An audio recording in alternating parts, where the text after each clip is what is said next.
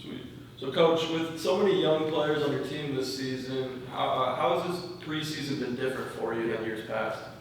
Yeah. So we are young. Half of our players are new to our program, 7 freshmen, 1 sophomore transfer.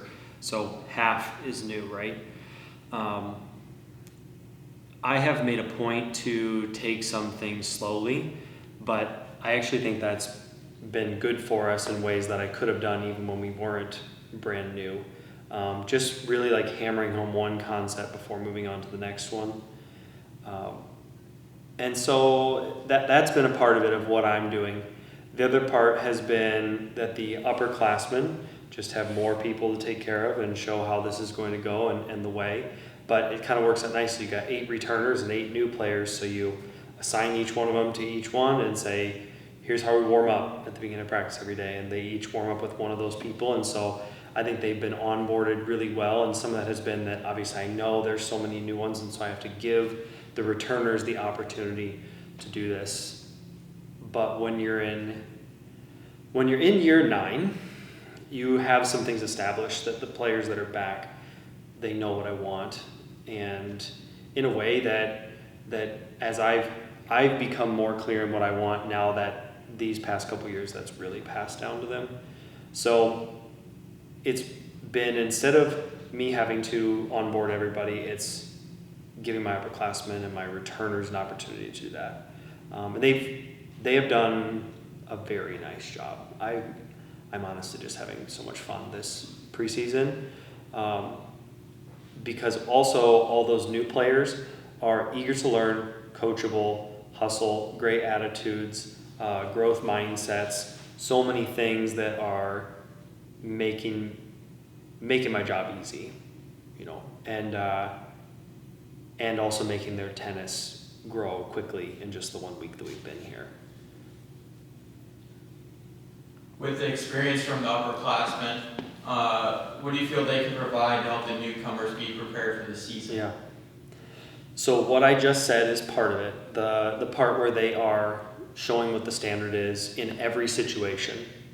In every situation. So right down to at the end of practice today, we played practice matches, and we had a couple girls in a tiebreak at the end. And typically in tennis, you come line up on the court next to them and cheer for your teammates. Well, I didn't have to say anything. They did that even in a practice match. So lots of little situations where the newcomers don't have to think and figure out what's next. They just follow the leaders.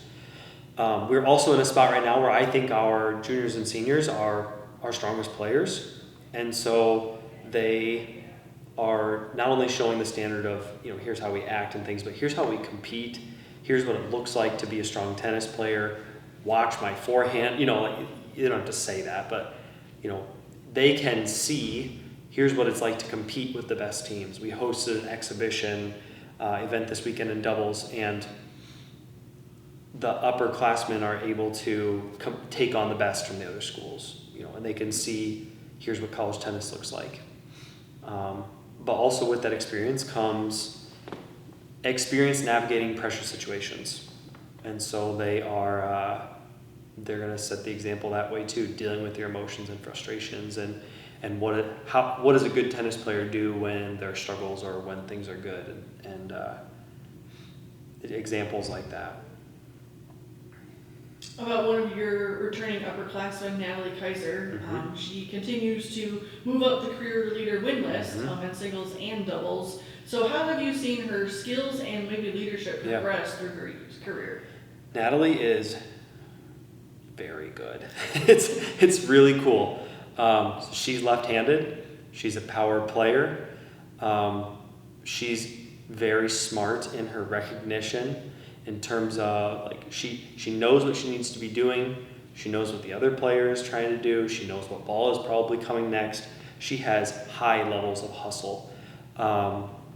And so when she's on, she is fantastic. And even when she's not on, the other opponent might not even realize it, because sometimes I call her she is bullying her opponent in terms of now you have to run there, and now you have to run there, and now you have to run there, and now I'm going to be here and hit this ball right past you.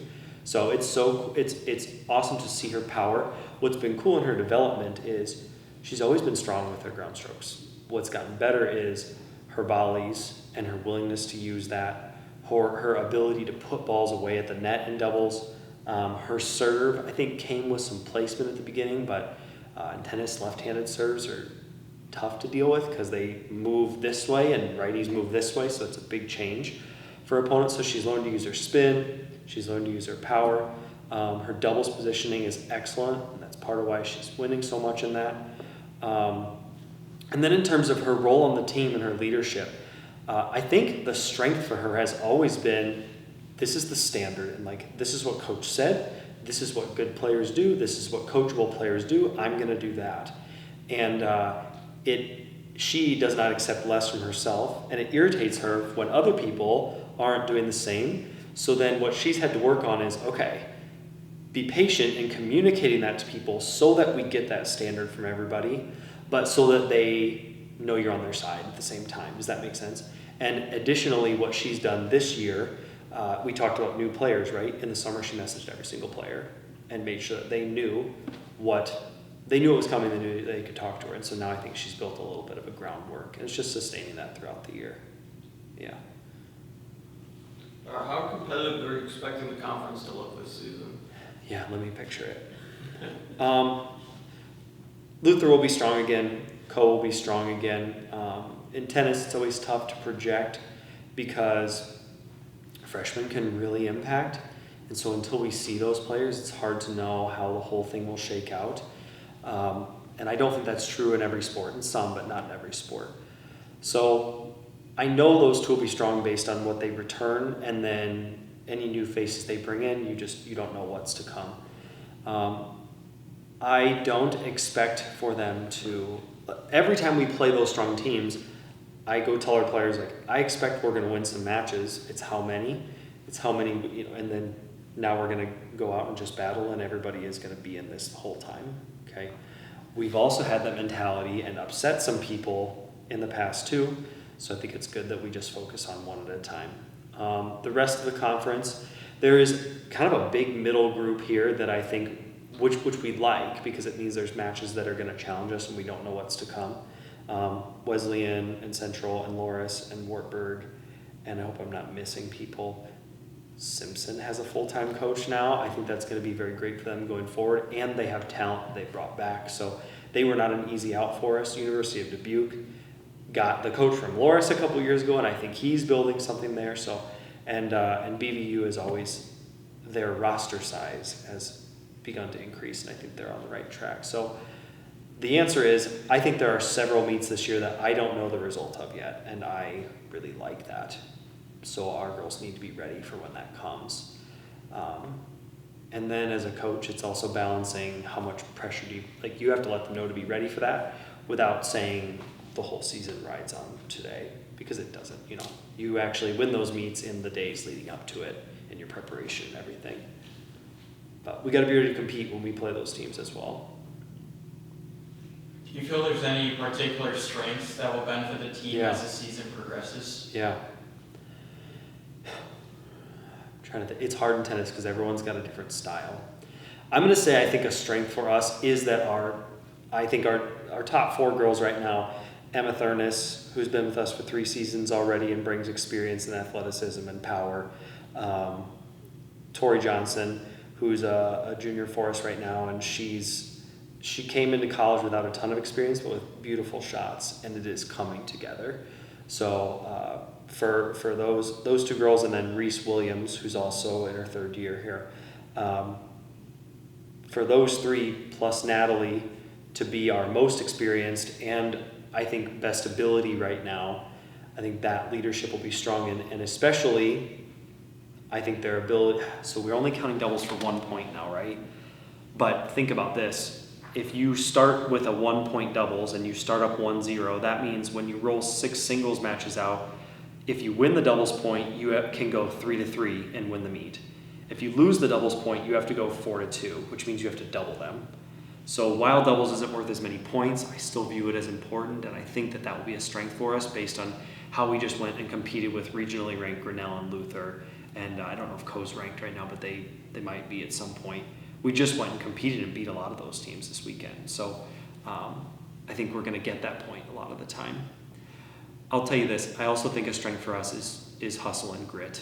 The grit to stay in matches when they're not going well, and the willingness to run after the ball and get just one more back every time.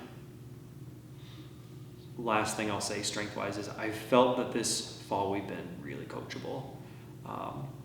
And so when coaches can come to you and give you a tactic and you can execute that, it can mean a lot in terms of turning some of those close matches. I'm going to say another strength. I really like our coaching staff right now. Chris Gustas is back again. So she's been with us for all but one of my years. So that's 8 years of consistency through her. And so she knows the vision of the program as well as anybody here. Nick Pateros is back for his 3rd season, and he thinks about this all the time and is very, very strong at analyzing players and seeing who's strong at what and how do we attack this opponent and things. And then we've got 2 newcomers. We've got Jim Miller and Steve Ayton, who are with us. They are tennis veterans that I found down at the Blackhawk Tennis Club in Waterloo. I've known them the whole time I've been at Wartburg, but I don't know why I've never thought to ask them to come in.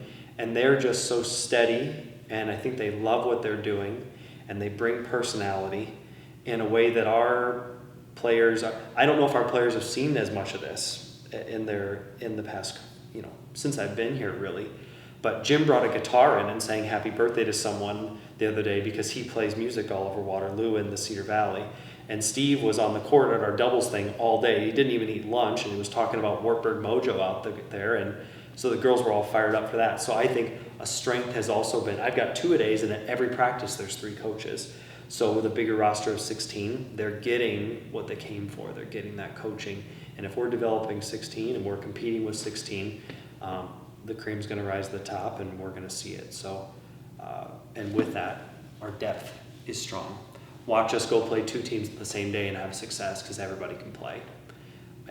I'm going to have a heck of a time ranking these girls because some are good at some and some are good at other things, and that's a good problem to have. So, good luck this season. yeah, thank you.